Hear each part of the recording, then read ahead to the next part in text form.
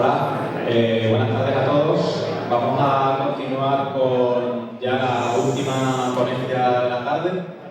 La va a impartir José María Villalobos, que es el que está aquí a mi derecha. Y bueno, os voy a leer un poquito la biografía de mi amigo Villa, porque es digna de admiración. José María Villalobos es responsable de gaming en el FNAC Sevilla, maestro de ceremonias en el Cineforo. Gestiona cursos de e-learning para FNAC España, es blogger profesional desde 2008, escribiendo en Extracine, Escetia, Cartelera 10, Game Global, blog de cine y actualmente en Vida Extra. Ha impartido conferencias en lugares como Córdoba, Bilbao, incluso en la Campus Party en Valencia. Y bueno, hoy vamos a hablar sobre la influencia del cine de terror en los videojuegos, o sea que prestaré mucha atención porque los amantes de ambas culturas, por así decirlo, o de ambos artes, seguro que vais a disfrutar muchísimo con esta ponencia. Un aplauso, por favor.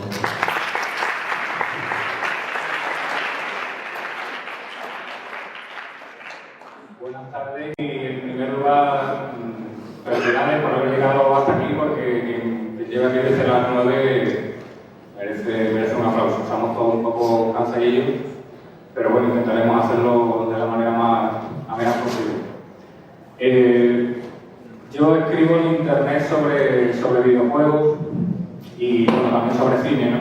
Pero en muchas ocasiones, si leéis mis posts, tanto en un sitio como en otro, tanto en el blog del experto de FNAC como en Vida Extra, es normal ver cómo las influencias van de un lado a otro y puedo estar hablando de videojuegos, pero planteando el cómic, con la literatura o con la música, siempre mezclándolo un poco todo y teniendo un poco como centro el lugar donde me hallo.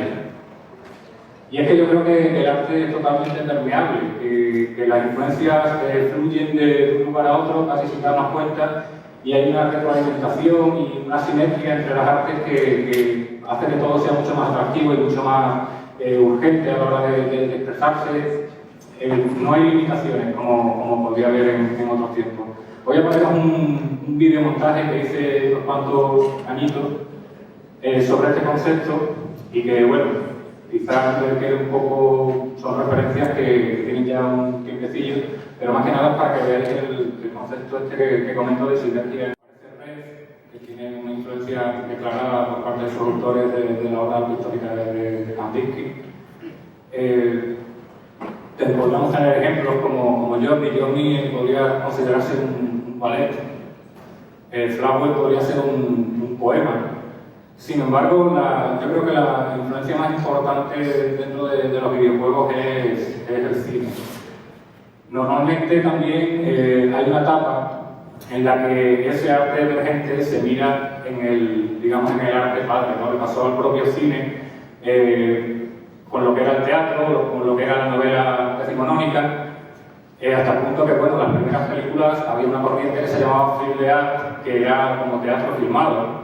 Le pasó a la fotografía con respecto a la pintura, en el sentido de que las primeras obras fotográficas representaban los parámetros de la pintura con respecto a retratos, bodegones. Los videojuegos siempre se han mirado en ese sentido en el cine y si con la pintura o con la fotografía o con el cine, al poco de empezar a crear un lenguaje propio, se distanciaron de sus referentes, con los videojuegos pasa un poco al contrario. Cuanto más medios hay para hacer una producción, en lugar de separarse, parece que quieren parecerse más aún al cine. Es una paradoja un poco extraña. Ya desde los inicios del cine podemos encontrar también las similitudes con los propios videojuegos. Voy a poner un par de ejemplos que son bastante claros. El primero es sobre el cine primigenio de aventura y lo que serían aquellos primeros arcades, bueno, aquellos primeros plataformas de scroll lateral y demás. Y vemos similitudes que, bueno, en el caso del cine clásico de Douglas Fairbanks, por ejemplo, de los años 20, cine mudo, pues podríamos ver referentes ahí ahora mismo a lo que puede ser un Assassin's Creed, ¿vale? En lo que es el cine de suspense y el cine de terror, estaría bien ver los significados de la propia RAE para ceñirnos a ellos, ¿no? El terror, según la RAE, es que busca causar miedo o angustia en el espectador. lo que nos lleva a buscar miedo, son estas cosas de la raya que perturbación angustiosa del ánimo por un riesgo o daño real o imaginario, lo que nos lleva a buscar angustia. Aprieto, situación apurada. Estamos hablando de conceptos que cuando nace un arte, pues resulta que igual no tienen por qué ir acompañados de, no sé, algo que te produzca angustia o terror o miedo, igual es ajeno a la intención de la propia película o el propio videojuego. Me refiero a que para mí la primera película de terror de la historia no es una en la que salieron vampiros ni hombres lobos. Os voy a poner, además, íntegra la primera película de terror de la historia del cine. ¿Veis qué cortita? Imágenes en la invención de Hugo, porque en un par de ocasiones en esta película de Scorsese, esa maravillosa película de Scorsese, ha filmado, ha recreado lo que sentía la gente cuando vio esa primera llegada del tren.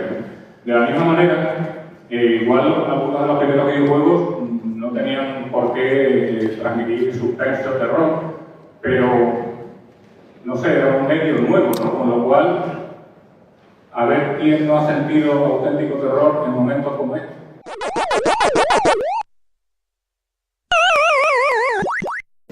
Space Invader, no sé, si hubiera, no creo que sus creadores lo crearan como un juego de terror, más bien estaba influenciado por el cine clásico de ciencia ficción de los años 50 y por la moda que había impuesto Star Wars por aquella época, ¿no? A finales de los 70. Sin embargo, pues, claro, tenía tela. Vamos a ir a otro momento en el que, bueno, en los comienzos del cine, cómo crea un autor como Griffith, que Griffith es, digamos, el padre del cine que bueno, crea los estándares de cómo rodar una película, ¿no? Voy a poner un fragmento de Las dos tormentas, donde ya se ve una narrativa muy elaborada, estamos hablando de 1920.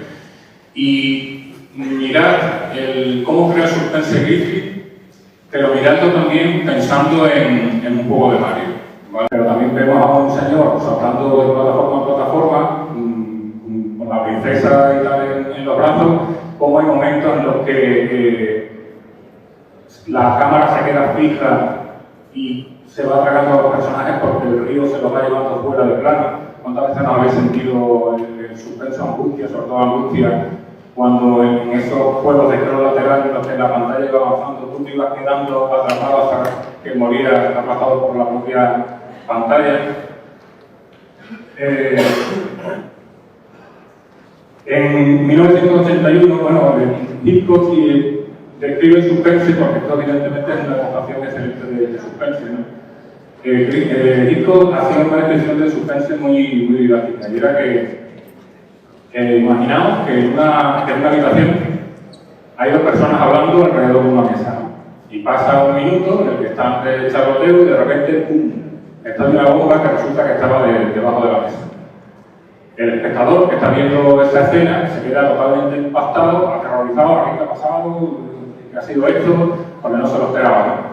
Y decía Hitchcock, ahora vamos a imaginar otra situación distinta. Ahí el impacto sobre el espectador ha durado unos pocos segundos, ¿no? Pero imaginemos que le damos información al espectador de que esas dos personas que están hablando con una bomba debajo de la mesa. Y esa información la damos al principio. En ese momento tienes al espectador agarrotado durante ese minuto que dura la secuencia porque está casi gritándole o gritándole a la pantalla que ya estáis hablando, salís corriendo de ahí, ¿no? No veis que va a salir una bomba. Entonces, es la diferencia de lo que es el susto con lo que es el suspense, ¿no? Cómo se mantiene una tensión durante largo tiempo. Hay un juego del 81 del Spectrum, Monster Maze, en el que su único programador pues, había programado un primitivo juego de third person, de primera persona, ¿no? En el que el personaje va por unos pasillos y de repente pues daba la vuelta a una esquina y aparecía un T-Rex y se lo comía, ¿no? Claro, el tío decía que me voy a cargar al jugador, ¿sabes? Con un susto de este calibre. Entonces el hombre inocente dice, bueno, voy a avisarle que el T-Rex está ahí. Entonces, en lugar de que el jugador se llevara el susto de su vida a dar la vuelta a una esquina y encontrarse con el T-Rex, empezó a poner mensajitos, que fue lo que salió finalmente a la venta, mensajitos a pie del juego, ¿no? Que tú vas andando por un pasillo y de repente dice, el T-Rex te ha oído. O mensajitos como, lo tienes detrás de ti. Un poco, él pensaba para suavizar el susto que se podía llevar un tío al encontrarse un T-Rex a la vuelta de la esquina, ¿no? ¿Qué ocurre? Que el remedio fue peor que la enfermedad. Veías a los pobres jugadores corriendo como locos por los pasillos y el T-Rex está listo. ¿Dónde? Quizá lo hizo, no sé, el juego, bueno, que actualmente utilizan esos mecanismos y aquí se ve de forma muy primitiva. Se estaba poniendo sin tener conocimiento, posiblemente, las teorías de Egipto sobre el suspense aplicadas a un videojuego y con medios muy precarios. Y ahora estamos hablando de una industria que a principios de los 80 todavía pues, estaba en pañales a nivel técnico, una industria que tiene sus logros pues, por cómo va avanzando la tecnología. En el cine ha pasado también en múltiples ocasiones y, por ejemplo, hablando de género de terror, en la Alemania del cine mudo de los primeros años del siglo XX, pues las restricciones de luz que había tras la Gran Guerra, pues hacía que había ciertas películas de terror en las que como no tenían focos para iluminar a los personajes, pues lo que hacían los tíos era pintar las sombras sobre el propio escenario. ¿Qué pasa? Que tú luego veías eso y te entraba una inquietud enorme porque aparecía todo de una manera bastante irreal, ¿no? La llegada del cine sonoro está ya un montón de posibilidades. Más que nada porque se pueden escuchar los gritos de las víctimas y la música te puede perforar el tímpano como antes no podía hacer, ¿no? Antes eran todo sugerencias y cuando llega el sonido pues se puede asaltar al espectador de manera más evidente. En la Uni Hartley en la que se toman los grandes mitos y empiezan a salir películas como en la Universal. Mitos como Drácula, como Frankenstein. Tengo aquí a Drácula, esa gran obra de Todd Browning que daría luego visos para poder rodar La prueba de los monstruos. Tenemos a Frankenstein, otro gran mito de los años 30. Tenemos a la novia de Frankenstein. Y bueno, su influencia, la nieta de Frankenstein, influencia directa. Y bueno, quien ha tomado más de aquello, de ese terror gótico, de ese romanticismo decadente del terror de la Universal, posiblemente haya sido Castlevania.